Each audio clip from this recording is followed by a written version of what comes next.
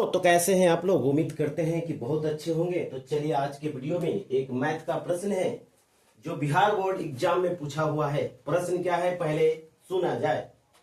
प्रश्न है तीन लगातार प्राकृत संख्याओं के वर्गों का योग 110 है तो संख्याएं होगी। प्रश्न को अच्छी प्रकार से पढ़ा जाए, समझा जाए, उसके बाद बनाया जाए। तीन प्राकृत संख्या होगी। प्राकृत संख्या यहां बोला है लगातार, हो सकता है प्राकृत संख्या 2 हो सकता है, 3 हो सकता है, 4 हो सकता है, और इसके वर्गों का योग किया जाए तो 110 होगा। यह भी बात कहा गया है। तो सबसे पहले तो पता हमें यह नहीं है कि कौन सी संख्या से शुरू की जाए।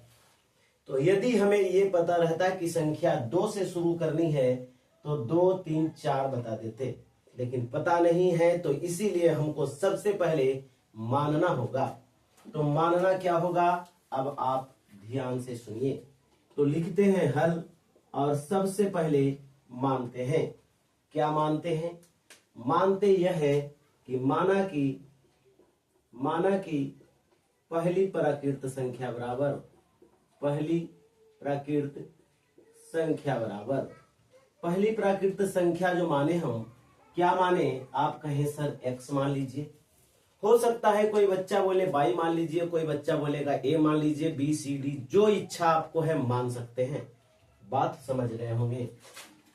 तो पहली प्राकृत संख्या x माने हैं तो क्या दूसरी प्राकृत संख्या क्या होगा? दूसरी प्राकृत संख्या क्या होगा आप बता सकते हैं क्या? अब आपको समझना है पहली प्राकृत संख्या यदि हम 5 माने हैं तो दूसरी 6 मानेंगे। 6 कैसे लिखेंगे? आप कहेंगे सर 5 + 1 लिखिए। इसका मतलब आप समझ गए होंगे कि यदि इसे x माने हैं तो इसे x + 1 बोलेंगे, और तीसरी की बात करेंगे तो क्या x + 2 बोलेंगे। इसको 5 + 2 यानी इसको 7 भी लिख सकते हैं। 5, 6, 7 यानी पहला 5 मानेंगे तो पहला के 5 के बाद दूसरी 5 + 1 और तीसरी 5 + 2। इसी प्रकार पहली x माने हैं तो दूसरी x + 1 और तीसरी x + 2। समझ गए होंगे। तो चलते हैं दूसरी प्राकृत संख्या x + 1। तो तीसरी प्राकृत संख्या आप फिर से बता दीजिए, आप समझ गए होंगे। तीसरी प्राकृत संख्या आप कहेंगे सर x + 2 मान लिया जाए। जी बिल्कुल सही जवाब है। अब चला जाए प्रश्न से। प्रश्न क्या कहता है ध्यान से। प्रश्न क्या कहता है ध्यान से। प्रश्न कहता है तीनों संख्याओं के वर्गों का योग, यानी कहने का मतलब है पहली संख्या x है, इसको वर्ग कीजिए, उसको जोड़िए कौन सी संख्या को, x + 1 के स्क्वायर को, और फिर x + 2 के स्क्वायर को जब जोड़ दिया जाता है तो 110 के बराबर हो जाता है। इतना आप समझ गए होंगे। आप ध्यान से सुनिए और अच्छी प्रकार से समझिए। ये जो प्रश्न है 5 नंबर में पूछा गया था। तो चलिए पूछा गया था तो बनाना भी है।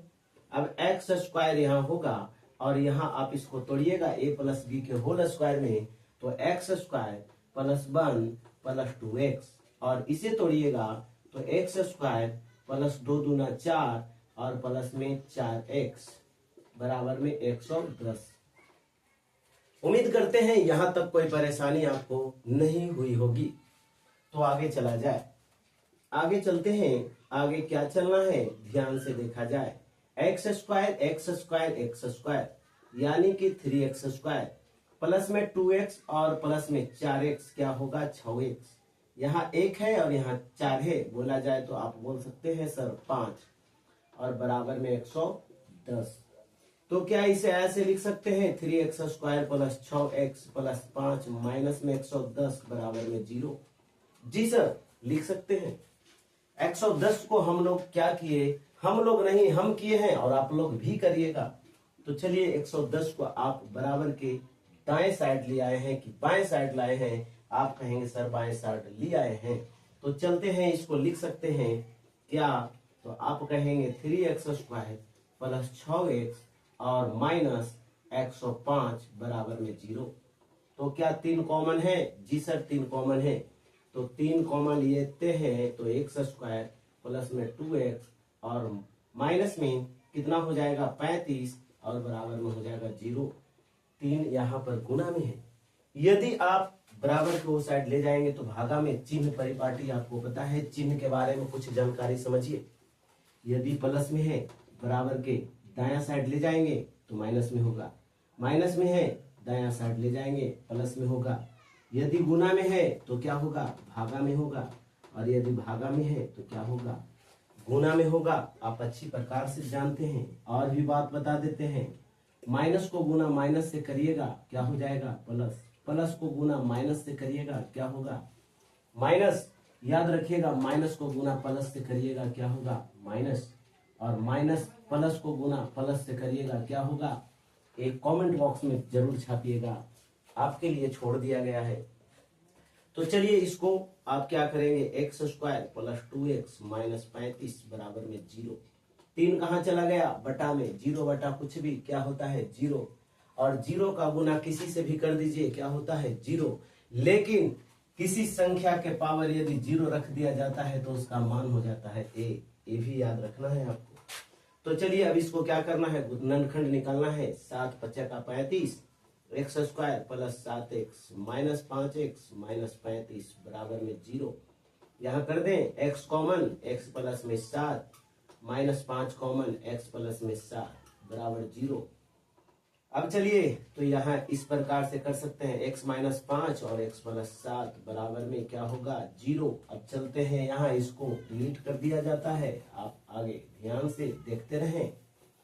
तो चलिए x माइनस 5 बराबर 0 और एक हो जाएगा x प्लस 5, x प्लस 7 बराबर 0। x बराबर हो जाएगा माइनस 7।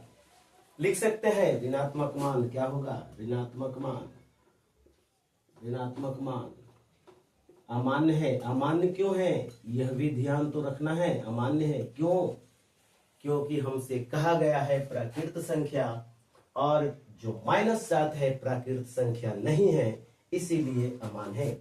तो क्या x बराबर 5 हो जाएगा। अब लिखते हैं यहाँ अतः पहली प्राकृत संख्या, पहली प्राकृत संख्या बराबर, पहली प्राकृत संख्या बराबर क्या लिखेंगे x, यानी बराबर बोला जाए तो कितना आया आपका 5, सही जवाब होगा।